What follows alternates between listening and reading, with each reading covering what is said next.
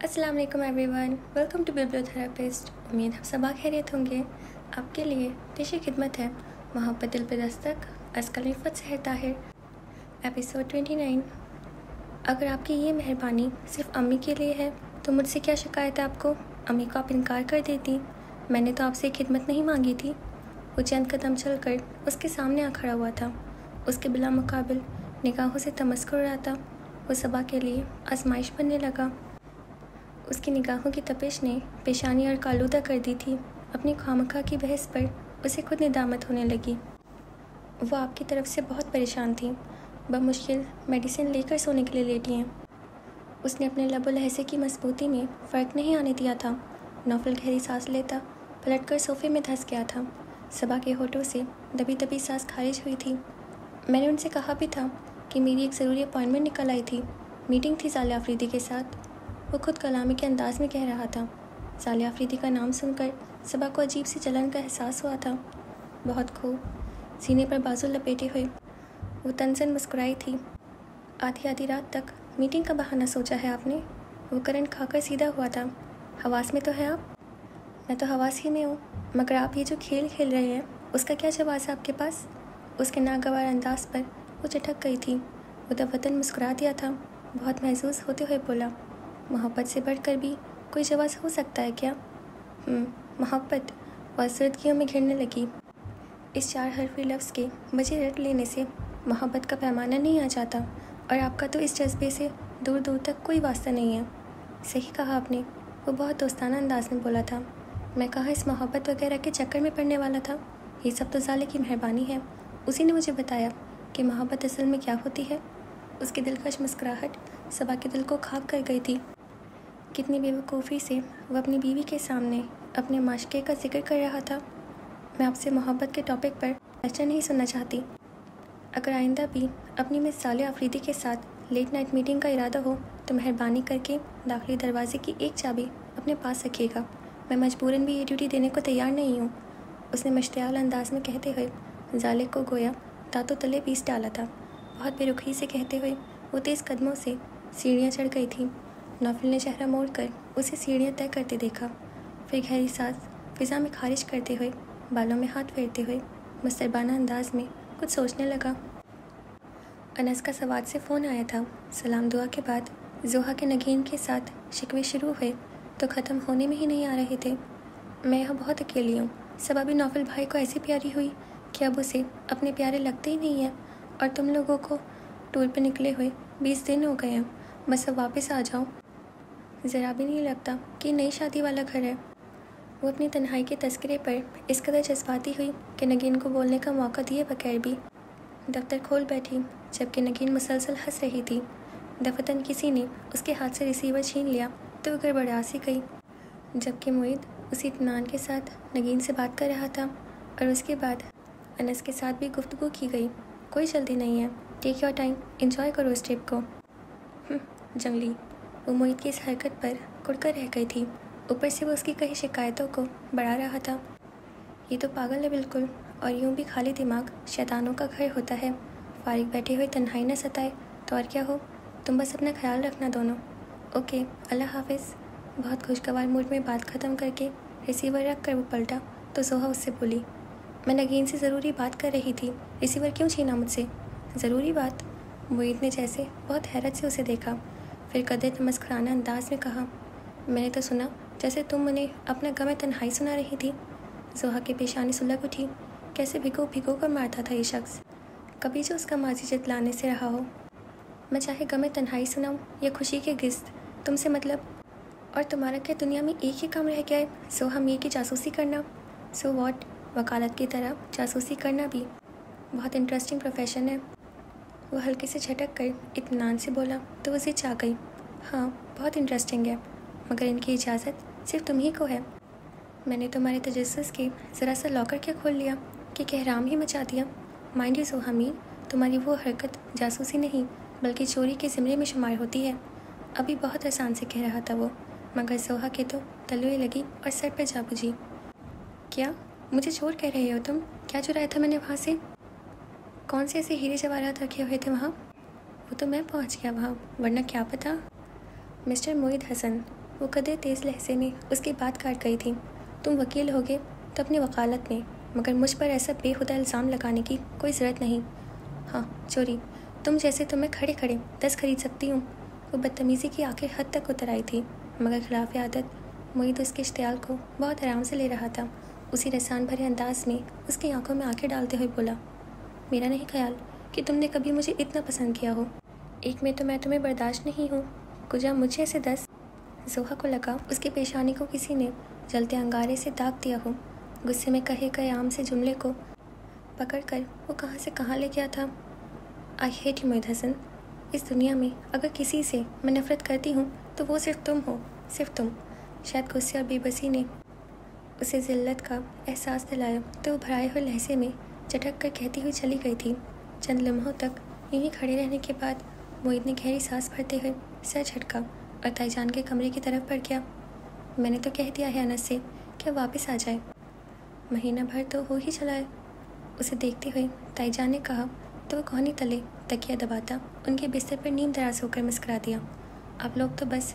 अभी वो जोहा मोहतरमा भी उनसे कुछ ऐसा ही कह रही थी। थोड़े दिन सैर व तफरी कर लेने दे, फिर तो यूँ भी रूटीन लाइफ शुरू हो जाएगी उनकी। सैर व तफरी को सारी उम्र पड़ी है, वो जैसे बहुत नाराज़गी से कह रही थी। उनका मूड भापने के लिए मोहित ने सीधे होकर उनका हाथ अपने हाथों में थाम कर मोहब्बत से पूछा, क्या बात है मेरी प्यारी सी माँ, इतनी परेशान क्यों लग रही है।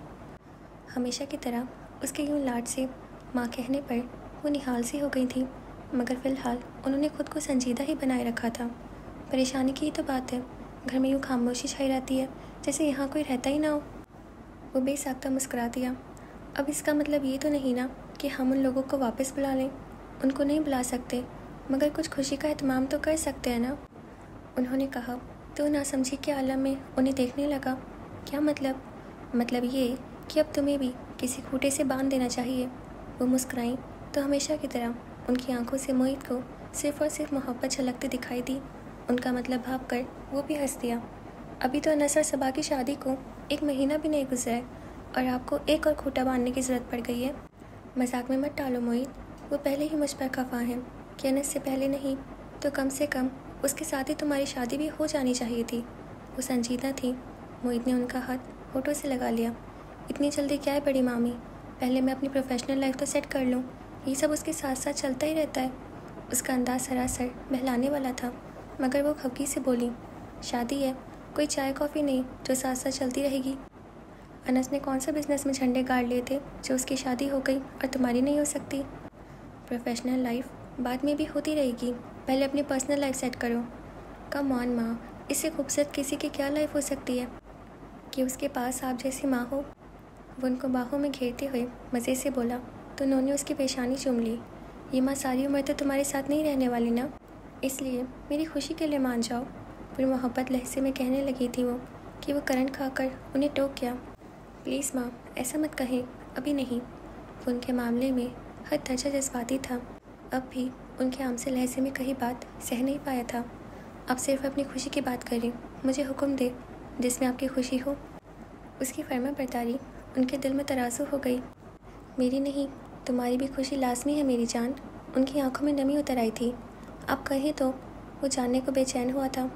शादी के लिए हाँ कह दो। उन्होंने बहुत आस के साथ उसे देखा तो लहजा भर को लब भीजने के बाद वो मुस्कुरा दिया। हाँ, क्या मतलब हाँ? खुद ही तो कह रही हैं कि शादी के लिए हाँ कर दो, तो कर दी मैंने। वो इत्मीनान से बोला तो वो भी यकीनी से उसे देखने लगी। मजाक तो नहीं कर रहे हो? आपके साथ तो मैं मजाक में भी झूठ नहीं बोल सकता। वो मुस्कुराया था। वो खिल उठी। दिल पर से बहुत बड़ा बोझ हट गया था, वरना जोहा के लिए जिस तरह से रिश्तों की लाइन लग गई थी उन्हें तो फिक्र ही लग गई थी। कुछ अपने कहे का पास भी था, मगर अब मोहित तो उन्हें तमाम परेशानियों से आज़ाद कर गया था। तो फिर ठीक है, बाकी सब रस्में तो अनस और नकीन के आने पर होती रहेंगी। हम मंगनी की छोटी सी रस्म कर लेते हैं। उन्होंने फ़ौरन अपना प्रोग्राम बताया तो वो तहैयुर से उन्हें देखने लगा। फिर मजाक उड़ाने वाले अंदाज में कहा, आप तो यूँ कह रही हैं जैसे पता नहीं कितनी लड़कियाँ तैयार बैठी हैं मुझसे शादी को। पहले लड़की तो तलाश कर लें। लो भला, तलाश क्या करनी है? मेरी नज़दीक की नज़र तुम्हारी तरह ख़राब थोड़ी है। उनके होठों पर मुस्कुराहट फैल गई। क्या मतलब? उसकी स्याह आंखों में उलझन सी तैर गई थी। यही अपनी जोहा, और कौन? उन्होंने जैसे धमाका कर डाला था।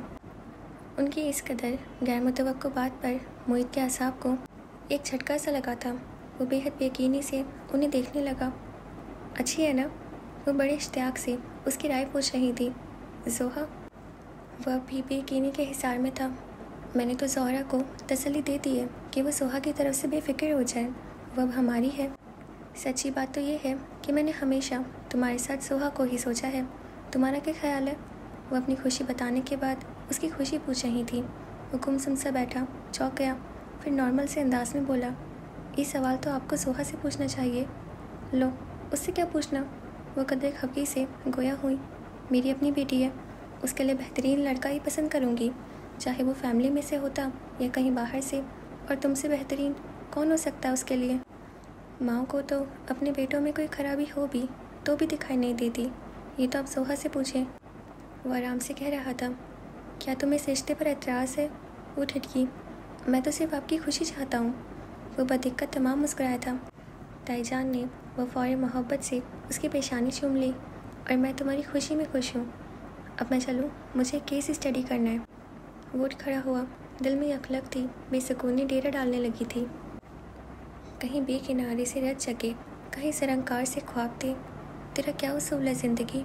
मुझे कौन इसका ख्वाब दे जो बिछा सकूं तेरे वास्ते, जो सजा सकूं तेरे रास्ते। मेरी दस्तरे में सितारे रख, मेरी मुट्ठियों में गुलाब दे। ये जो खुशियों का परिंदा है, इसे मौसमों से गर्ज नहीं, ये उड़ेगा अपनी ही मौज में।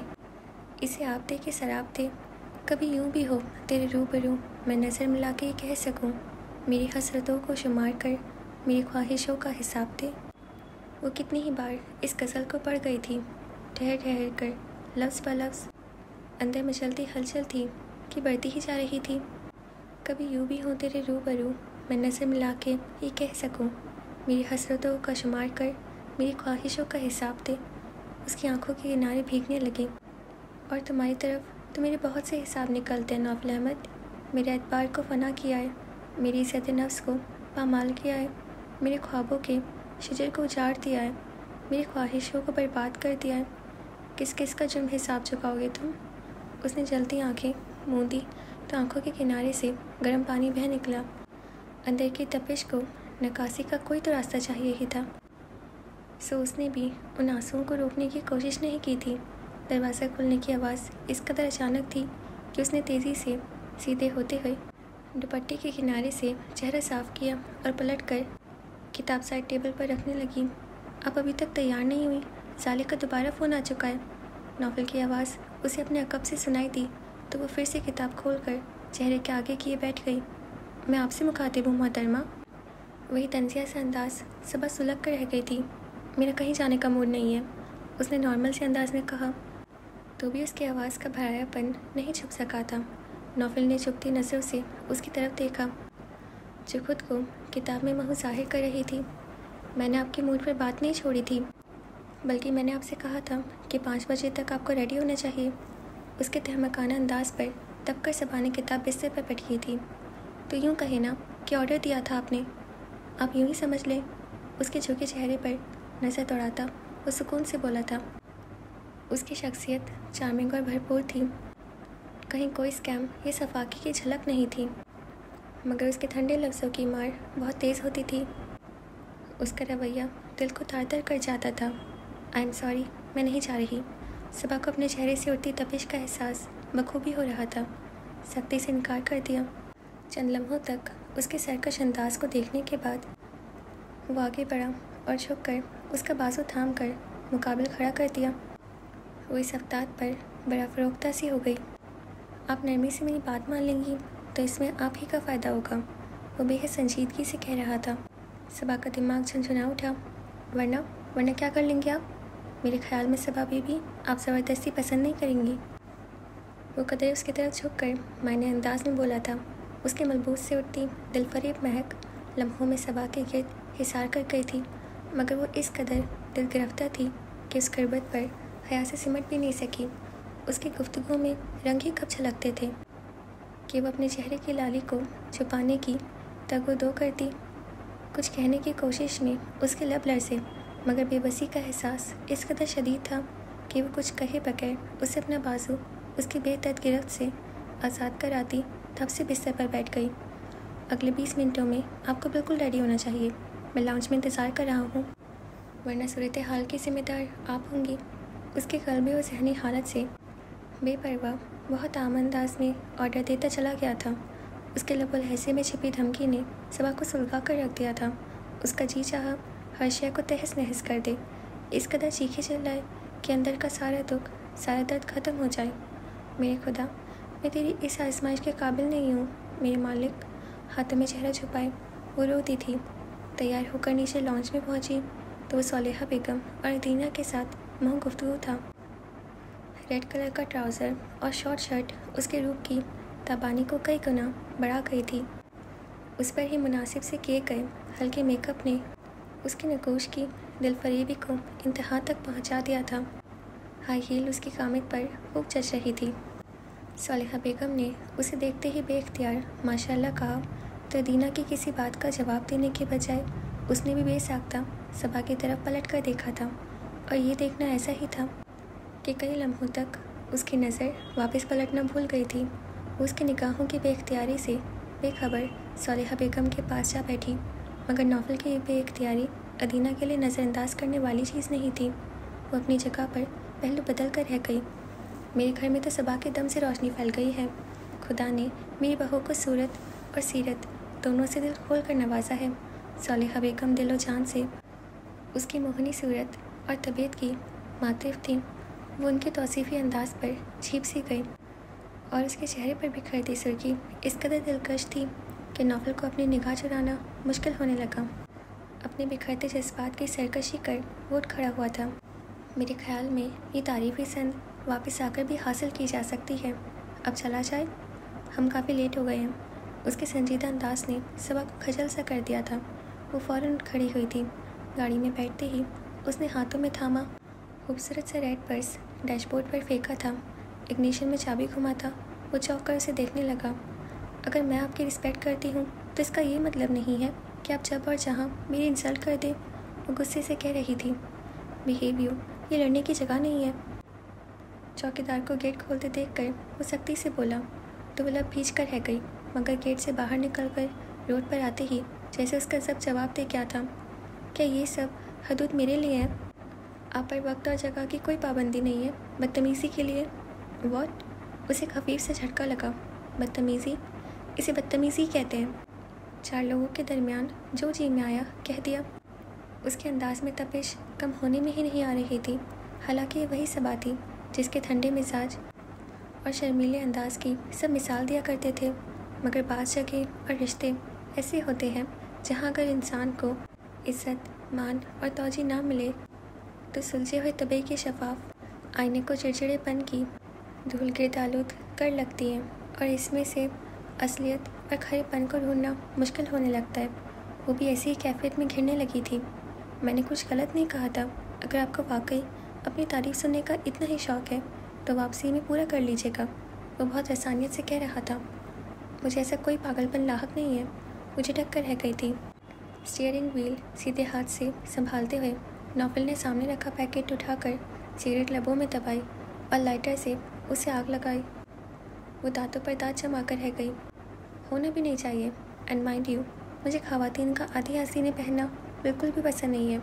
सिगरेट का धुआं बिखेरते हुए वो इत्मीनान से बोला तो उसका चेहरा तिमतिमा उठा। और आप भी ये याद रखा करें कि ये शादी एक महादे के तौर पर हुई है, सो मैं आपकी पाबंदियों से मुस्तशी हूँ। मत भूला करें कि आप मेरी बीवी हैं। वो बहुत सर्द लहजे में कह रहा था। उसकी सर्द सपाट मेरी पर सबा को हंसी के साथ साथ रोना भी आने लगा। और हमारे रिश्ते की असल हकीकत ये है कि बार बार खुद को याद दिलाना पड़ता है कि हम दोनों के दरमियान क्या रिश्ता है। उसे नए सिरे से अपने असाब को समेटना पड़ा था।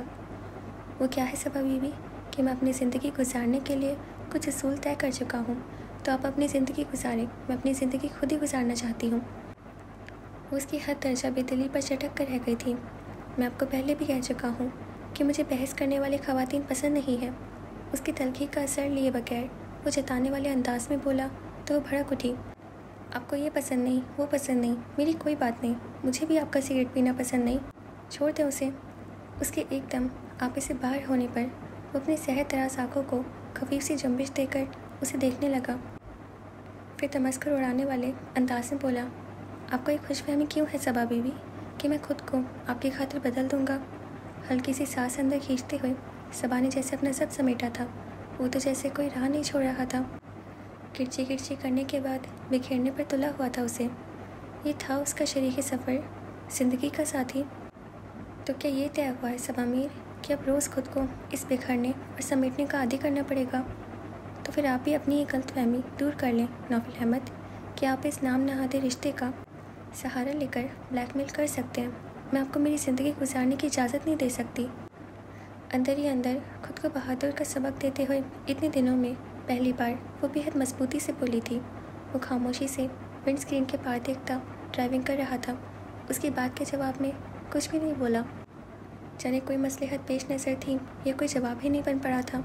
आंखों में उतरती नमी को पीछे धकेलते हुए खिड़की से बाहर भागती दौड़ती ज़िंदगी को हसरत से देखने लगी। दिल जहन को कसी सोचों ने अपनी लपेट में लेकर उसे हद दर्जा आज़रदा दिल बना दिया था। वो ज़हनी तौर पर इस कदर अपसेट थी कि साले के गर्म जोश का ठीक से जवाब भी नहीं दे सकी। काली नज़रों से उसे नौफिल का हाथ अपने हाथ में लिए अंदर बढ़ता देखती रही। क्या मैं यहाँ बैठ सकता हूँ? वो पूरी तरह चौंकी थी। यह सदराना था। उसके साथ वाले सोफ़े पर बैठने की इजाज़त मांगते हुए वो मुस्कुरा रहा था। जी प्लीज़। अंदर से घबराने के बावजूद उसने होठों पर हल्की सी मुस्कुराहट लिए हुए कहा था। वो सबा का शुक्रिया अदा करता सोफ़े पर टिक गया था। शक्ल सूरत अच्छी हो तो इंसान का आईने से जी नहीं भरता, और ख़ुद को कैमरे की आंख से देखना तो और भी अच्छा लगता है। मैम, आपने इस फील्ड में आने से मुतालिक कभी सोचा है, मतलब मॉडलिंग वगैरह? वो बहुत दोस्ताना अंदाज में पूछ रहा था। जी नहीं, मुझे इस सब से कोई दिलचस्पी नहीं। उसके सवाल पर सबा को गुस्सा तो बहुत आ रहा था, मगर जब्त करना मजबूरी था, सो उसने संजीदगी से इनकार कर दिया। ओके, चले स्टिल फ़ोटोग्राफी, मैगज़ीन्स वगैरह के लिए? वो तो जैसे अभी कॉन्ट्रैक्ट साइन करवाने के मूड में ही था। आई एम सॉरी, मगर मैं इस फिजूल काम में कोई दिलचस्पी नहीं रखती। उसकी बर्दाश्त जब जवाब देने लगी थी, वो कान दबा के फरार हुआ था। रबिश, उसे झड़क कर रह गई थी। कम ऑन सबा, तुम यहाँ अकेली क्यों बैठी हो? मैंने नौफिल से तुम्हारा पूछा तो बोला यहीं होंगी।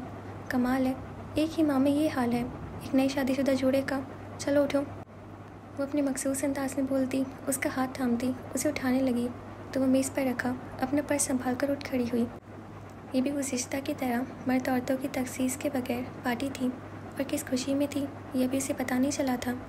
यकीन करो नौफिल, तुम्हारा कपल इतना मुकम्मल और खूबसूरत है कि अब मेरा भी शादी कर लेने को जी जा रहा है, जाले अपने मखसूस बेबाक अंदाज में कह रही थी।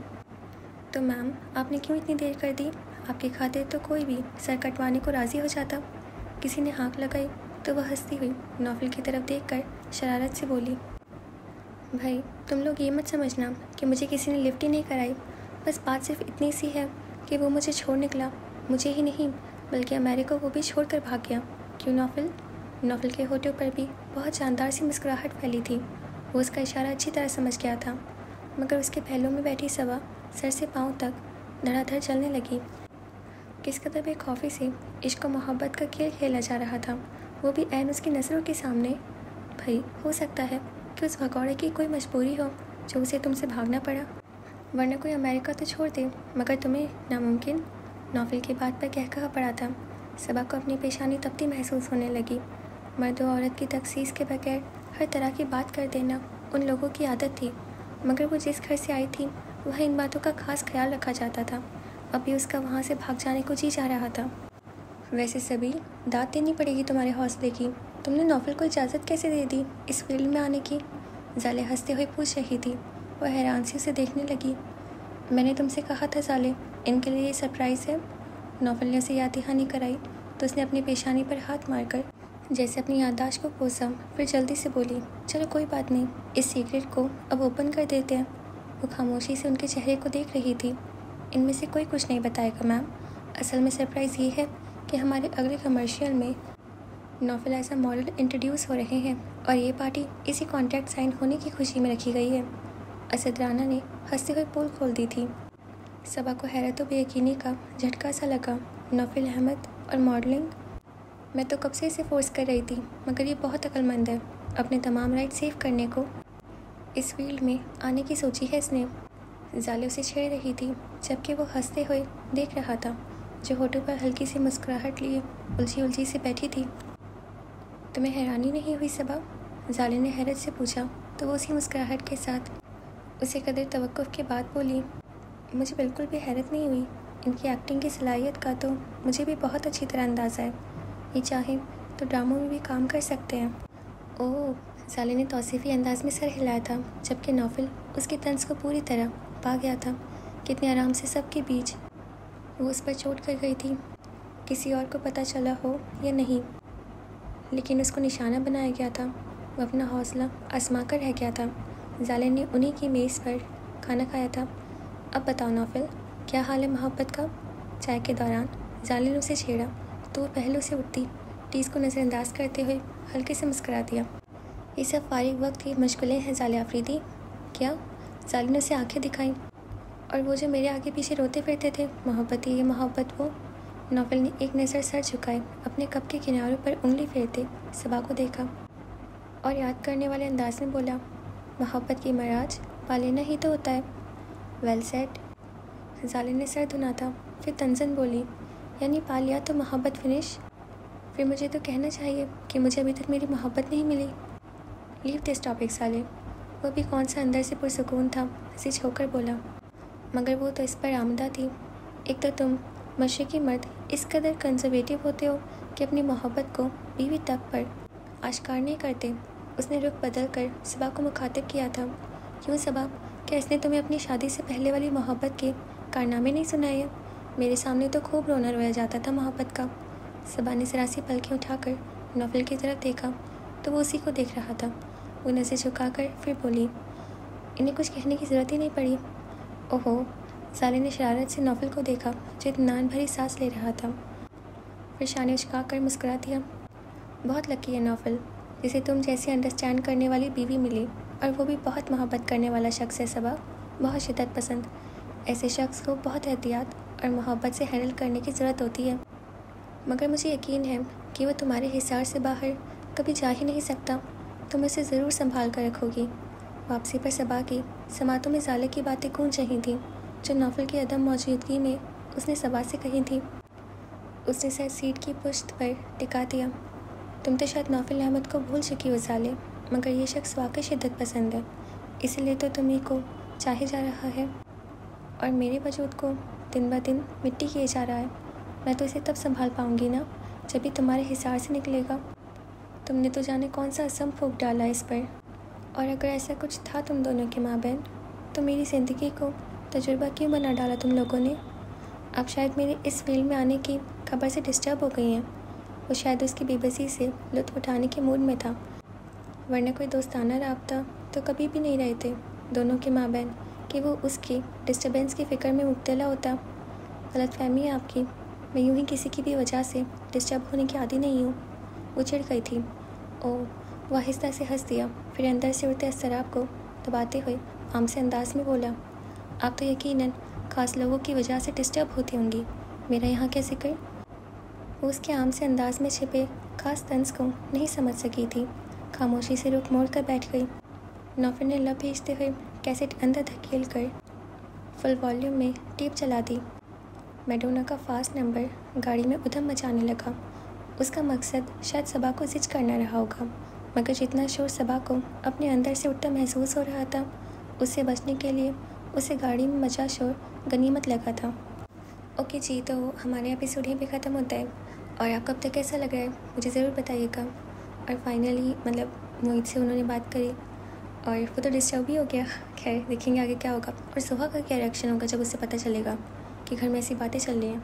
हाय, पता नहीं, शायद लड़ाई झगड़ा ही हो जाए, ये पता नहीं क्या होगा। फिर से उनकी टॉम एंड जेरी शुरू हो जाएगी शायद। और मुझे नौफिल का समझ नहीं आता, वो उसको देखकर हमेशा अमेज़ हो जाता है, मतलब हमेशा इम्प्रेस हो जाता है, उसे देख के हमेशा हैरान रह जाता है, खुश हो जाता है, और तारीफ़ भी नहीं करता और उसे कहता भी नहीं है कुछ। खैर कितनी गलत बात है, अपनी इतनी सी मिसअंडरस्टैंडिंग को उसने इतना बड़ा मसला बना लिया, उसको भी परेशान करता है, खुद भी परेशान रहता है, कितनी गलत बात है। खैर आप प्लीज़ हमारे चैनल को सब्सक्राइब कर दीजिए। अब हम कल देखेंगे आगे क्या होगा, और हमारे अकाउंट को फॉलो कर लीजिए। अब हम आपसे कल मिलेंगे। खुदा हाफिज़, अपना ख्याल रखिएगा।